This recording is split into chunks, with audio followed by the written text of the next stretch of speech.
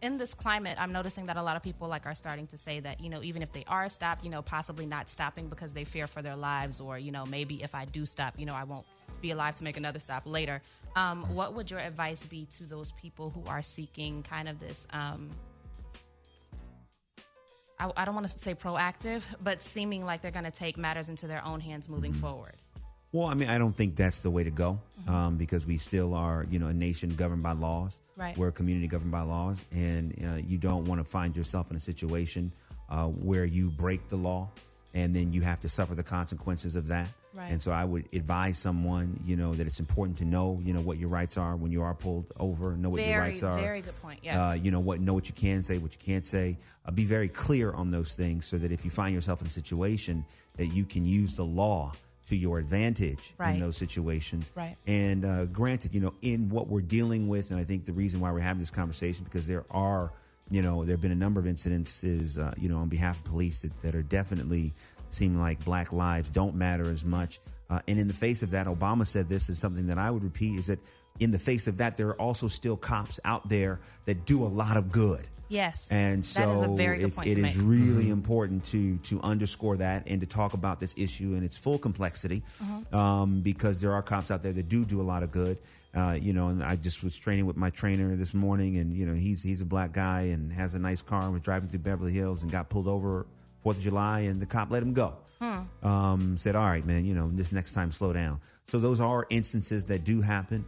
And so I think that if someone was faced with a decision, do I abide by the law and pull over or not? I would definitely recommend that they do that. But also, again, know the law, know what they can do, work to diffuse the situation as soon as possible. Right. Now, Dev, do you believe that it came to my attention that a lot of cops haven't been speaking out about these certain cops that have been involved in these shootings? Like, what do you think about those cops? Do you think that more cops should step up and say, no, this is wrong, this is not how you handle that situation? Or do you feel like that silence is okay?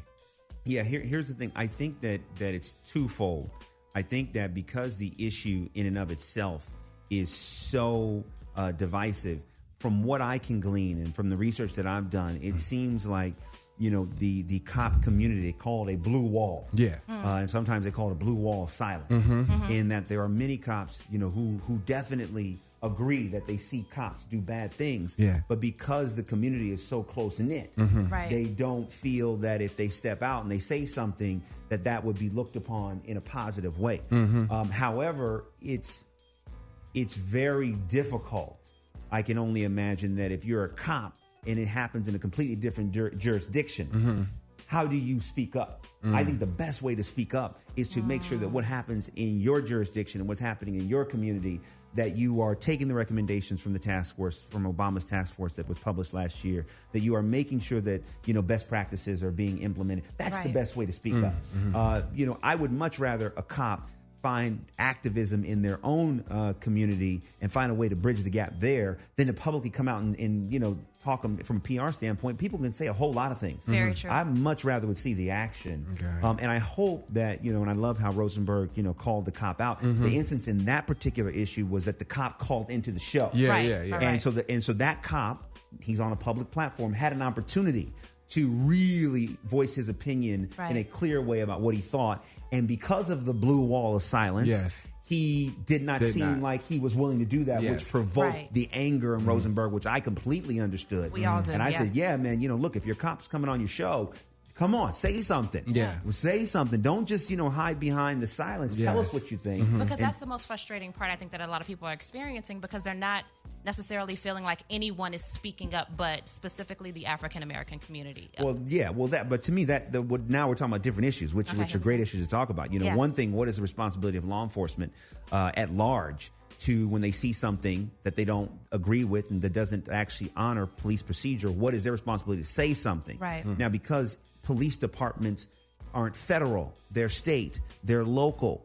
So it makes it hard across the board for a police officer in Los Angeles to stand out and come out and make a public statement about something that happened in Minnesota or something that happened in Louisiana. Yeah. Now, when it comes to other people in the community that only seem to want to regulate these issues to the black community, now that's a whole nother conversation. And I do think that we're at a moment now where, you know, it's like I'm going through Instagram today and I'm making notes. Oh, okay. So you want to market to me. You want me to buy your product, but you don't want to talk about what's going on in my community. Right. You know, and there's a lot of people out there that I respect and that have incredible platforms, but they haven't said nothing. And so I'm like, yo, I don't think that's cool. Right. I think that at the end of the day, it's just as Obama just said, this is not a black issue. It's an American issue. It's an American issue. And we Yes, have it to is. deal with that. And I want to go back to the cop thing. My hope is that this blue wall of silence does get taken down, and that, you know, I do think that there has to be more practices put in place to police the police. Yes. And you know, to retrain the police, because there is, you know, an unconscious bias that so many people have against black people, specifically black men. And when you see these instances, you are literally seeing the bias on display. Yeah. Yes, you are. Because these men are white men predominantly are making decisions about the type of danger they're in based upon the color of the skin of the person that they're dealing with. Exactly. And whenever you are making an assessment of danger based upon someone else's skin color, Yes. you have a bias that will absolutely impede your job, no matter what that job is that you're doing. Right. There's a quote that comes from Jesse Williams, one of the most popular speeches that's been made this year at the BET Awards, and he said, quote, even with videotaped evidence of police destroying black people, many freedom-living Americans, unconvinced.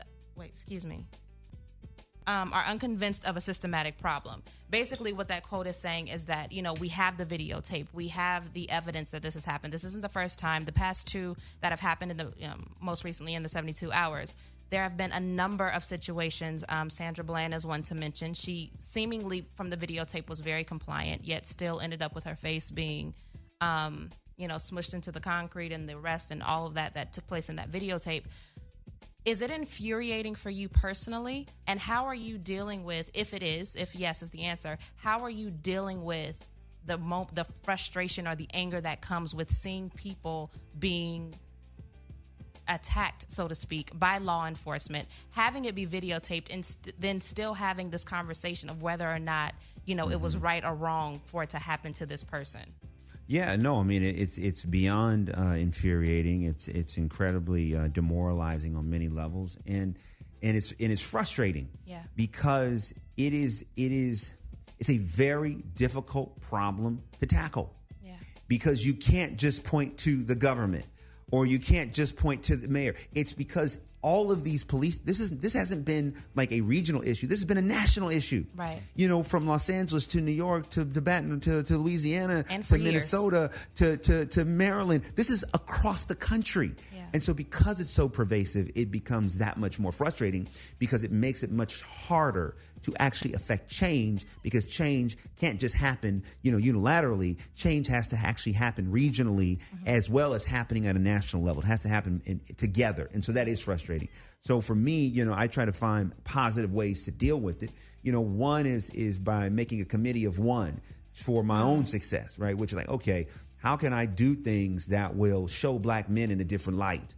Because I'm mindful of that. It's like, all right, you know, I'm a black man in Hollywood that has had incredible experiences, and how can I continue to make inroads so that people can see black people in a different light? The other part is, how do I use my platform to help bring attention to this issue? Yes. You know, how do I bring my platform to be a voice? And then the other part of it is, okay, what are the actual policy changes that I can actually help affect? You know, what are the actual issues that we can actually put awareness and money around that will actually help bring about some change? And those are the combination of things that, you know, I personally have been trying to do in order to try to find some way to feel like I can make a dent in this issue. This has been something that generations have been dealing with. Yes. The only difference is now that there's technology to capture it. Exactly. It's the same thing that, you know, even before Malcolm and Martin were here, it was going on. And since their passing, it's still going on. And, you know, as much as I want to feel like we've made progress, clearly there has not been progress made. And so it's frustrating, but I don't want to stay in a place of frustration. And I think that's key, is the consciousness to not stay in that place. A lot of people, are frustrated. They're voicing their opinions. There are a number of protests going on, even as we, have this conversation. And so for me, it's just an understanding of, I love the fact that you said you make yourself a committee of one. Doing your best to self-manage and to figure out how you can be in a position to positively affect change yourself and not necessarily depending on others to do it. What are some steps that you're taking as far as getting involved, as far as helping, possibly changing some legislation and all that good stuff? Yeah, right now it's just about, it's an education, about, what really are the things that are going to have the biggest impact. And there's a whole lot about, bias training and, cops needing to go and get training on their bias and to kind of really, dig through that, which could potentially help. Right. There's a lot about, really getting a better relationship between cops and the community, which would effectively help, because if the community knew the cops and the cops knew the community, then situations would not escalate so fast, because you actually know the person. That's or really you know perfect, who they are, you feel comfortable, and you have that trust. You have that trust. You have that trust. The speed of trust. So the big thing that I'm doing right now is really trying to educate myself on, what really are the policy changes that can be implemented that would be the right things to advocate for, that can actually produce change. Some of that happens at the local level, by making sure that our congressmen and women know, this is something that's important to their constituents, me being one of them. Right. And the other part is, what are those big ticket items that can actually make wholesale change? And that part of it right now for me is educating and really getting up to speed on, what can be done and what are the right things to do. For the listeners that are listening right now, the younger people that, are tuned in, because our show does get a pretty good amount of those, I wanted to know if there's anything motivationally that you could say to them to kind of just esteem them in this moment. A lot of what we're hearing is negative. So I wanted to know if there's any positive words that you can throw out there to motivate the people. Yeah. Do not use this as an excuse to be less than who you are and live less than your potential. Because sometimes in moments like this, we can just say, well, what does it matter? If I can get pulled over and get shot for no reason, well, what does it matter? Why don't I just go out there and wild out? What does it matter? They're going to shoot me anyway. Like, I think it's really important in these moments for us as a community, specifically the Black community, to come together like never before. And for those that are listening that are young, continue to pursue excellence. Right. Continue to, fight every day to change people's opinion. And you're not living to change the opinion. But when you live out your truth and you live out the fullness of your calling and your destiny and your purpose, someone who may look at you and they see your excellence may have a different perspective on who you are and who we are as a people. Right. So it's really important to also use this anger as motivation. What is the impact that you want to have on the world? Yeah, use it as beautiful. Fuel. And also, let's not let Alton Sterling and Philando Castile, who are the most recent names. I mean, they're the most recent of a long list of names. But let's not let their death be in vain. Mm-hmm. And if you are young and you're angry, find an issue to put your heart and soul into that can make a change in this world. Right. And it's like, when you go back to the civil rights movement, you look at what they were dealing with. They were dealing with incredible odds, incredible obstacles. I mean, and when you look at what was going on, just, police brutality and the dogs and the sit-ins and, the hoses and not being able to sit at the right lunch counters and not having access to bathrooms and so on and so forth. Yet there was still a steadfastness in the community that was clear about who we were as a people, where we came from, and a clear vision on where we're going to go. And because of that steadfastness, even in the midst of incredible adversity, we are able to sit here now. Yes, for sure. And you have a program on Dash Radio, which is amazing. It's an outgrowth. Yes, it is. Of a moment of turmoil, but the nucleus of our community stayed together. And so it's so important for those listening to use the anger in a positive way, do something positive with your own life, make an impact on your community.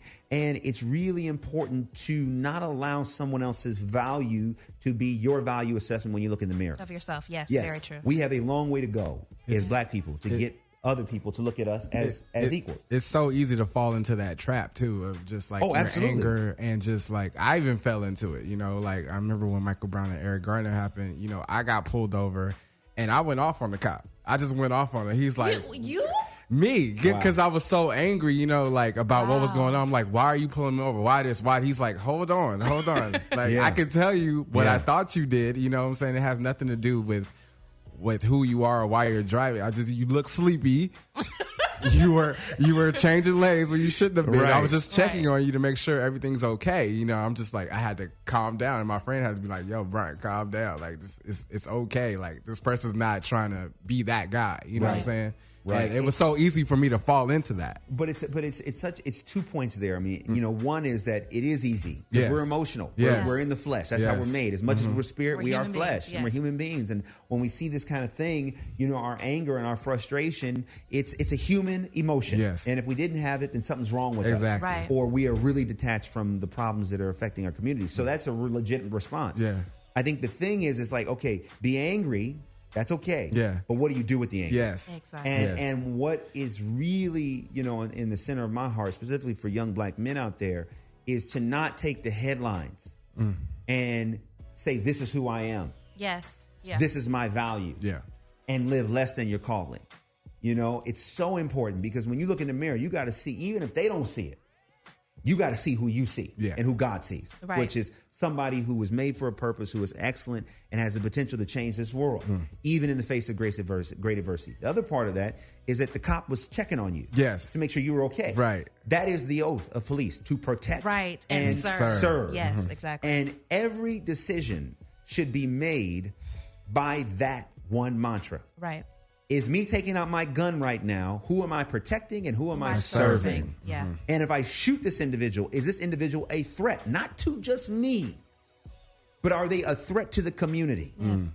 And I think we got to get back to just a basic appreciation of human life. Oh my God, yes. It's human life. We just got to get back to that place. Yes. And I think it's really, really important. And I do think that change is possible. Yeah. But it's going to require all of us. It's going to require all of us to be consistent, persistent, and use every inch of whatever platform we have to not let up on this issue.